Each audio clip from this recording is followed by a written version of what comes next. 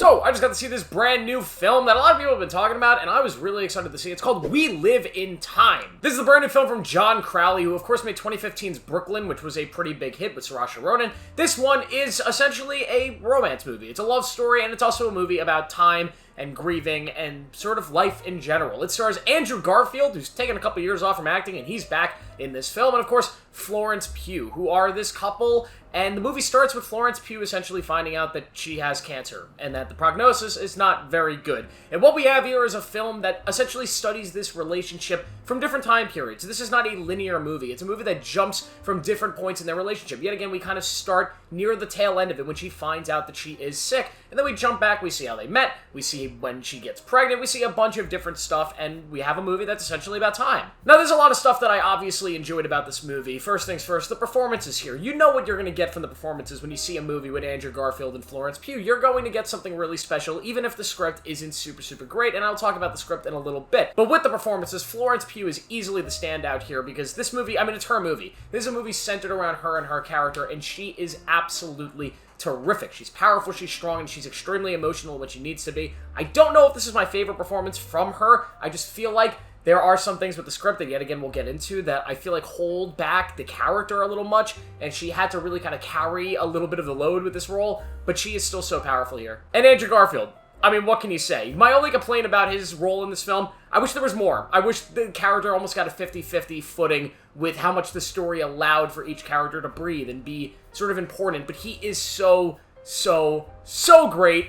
Every time I see him, I further think that he is arguably the best actor working in Hollywood right now. And although, yet again, maybe not my favorite role or performance from him, but this is still a terrific outing from my guy, Spider-Man Andrew Garfield. The chemistry between these two actors is incredible. It's something I love about Andrew Garfield. Almost every time he's in a movie like this where he has some sort of love story, he just has a way of making you fall in love with his relationship. He is the charisma and sort of chemistry genius.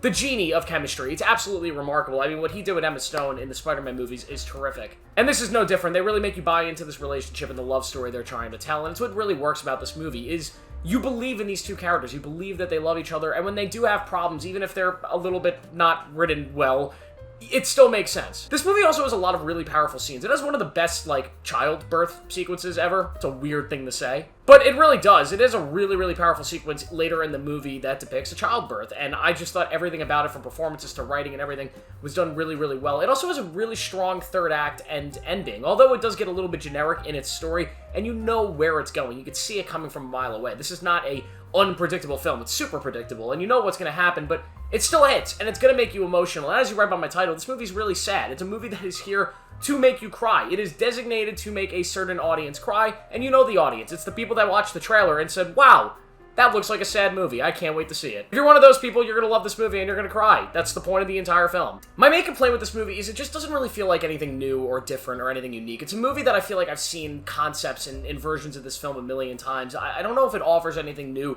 to this genre or to really cinema in general. It's just a really safe movie that has a simple concept. There's a person dying of cancer, running out of time, and obviously that is a heavy thing, and if you have actors that are able to sell that, you don't really need a very strong script. You don't really need a very strong story. The actors will sell the grief, and the audience will feel the sadness around it, and that's easy. It's easy enough, and it makes this movie a very easy movie. It's almost a layup. And it does have some deep themes, but I just don't think there's anything else to this movie that's really memorable or something that I'm really going to take away from months and months after seeing this. The filmmaking is nothing crazy, and the script here and the overall story being told around these two characters is yet again not anything that I haven't seen before. It's a movie that really relies upon the incredibly strong performances from its leads and the chemistry that they have, and it relies heavily on sort of the tragic nature of what's going on. You take those two elements out of the film, and there's really nothing here. So because of that, it's not one of the strongest films of the year. It's not one of the strongest films I've seen in the last couple months, unfortunately. But this is a film that is meant to be a crowd pleaser. You and most people that are going to go watch this movie are probably going to love it. It's going to break your heart. You're going to cry. You're going to love the actors. You're going to fall in love with this cast of characters and everything going on in this world and this relationship.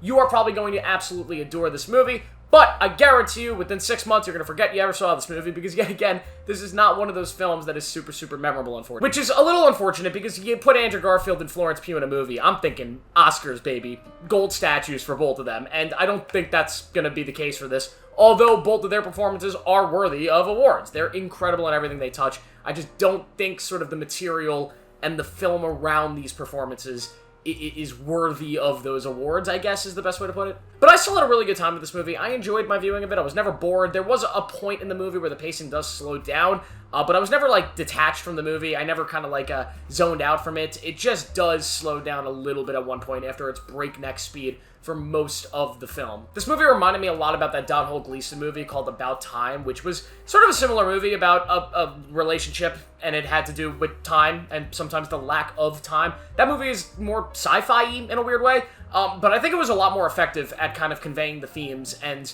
the relationship and just all of the emotion around it. So if you want to watch a movie like this with these kind of themes and messaging, I'd recommend that movie. Go watch About Time. Crazy good movie, a little bit underrated, and also just a really good performance of Domhnall Gleeson that does not get talked about enough. But I will give We Live in Time a 3.5 out of 5. It is a solid enough movie. Go check it out, make up your own opinion. Make sure to like this video, subscribe for more, turn on notifications. I'll see you in the next one.